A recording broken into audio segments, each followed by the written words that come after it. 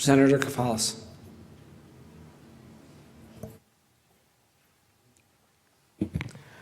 Thank you, Mr. Speaker. Good morning, friends and colleagues. Thank you for being present in this moment. I rise in support of Senate Joint Memorial 001 to honor the life, memory, and good works of Ken Gordon. I first met Ken when I was elected to this body, and by the way, I miss you guys. It's interesting in that other chamber.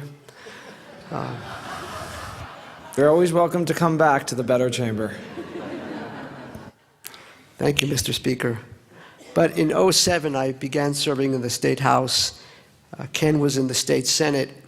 And, you know, one thing that I greatly appreciate about him, among many things, is that even though I was the new kid on the block, had a lot to learn, still have a lot to learn, and even though I was in a different chamber, when I would go speak with him and ask for his advice, he would give me more than the time of day.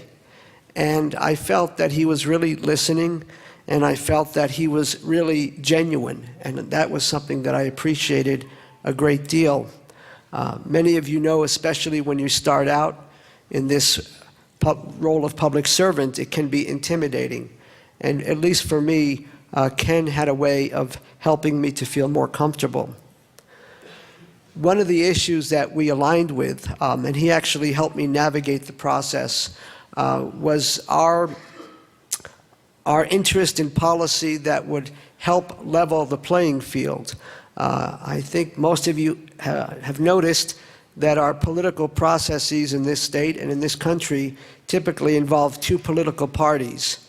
And so one of the things that I worked on with him was to pass legislation to give greater flexibility to local jurisdictions to allow for ranked choice voting, or instant runoff voting as one example, which in my view and in Ken Gordon's view would help level the playing field for those who chose to run for public office as an unaffiliated, for those who chose to run for public office as a member of a different party other than the Democratic or the Republican Party. So I appreciate that we aligned on that issue.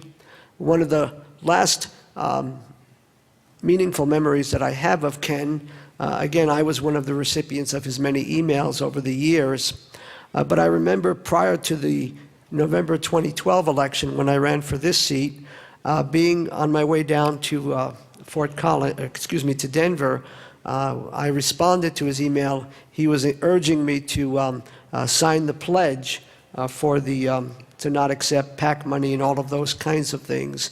And so we spent 30 minutes on the phone.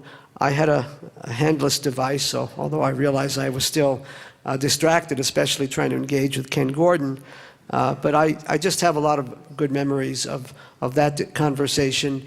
And he's pushed me to the point of recognizing the foibles of all of the, it goes without saying, the foibles of the extreme influence of campaign money in what we try to do.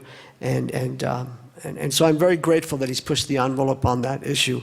I guess in closing, I just want to reaffirm, that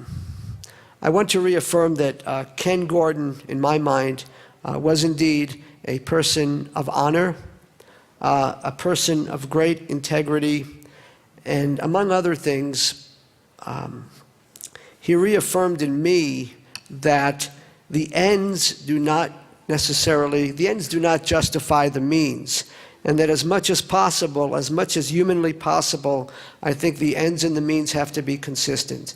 And I'm grateful for that reaffirmation of something that many of us, I think, strive to live by. Peace and prayers and good thoughts to Betty and his family.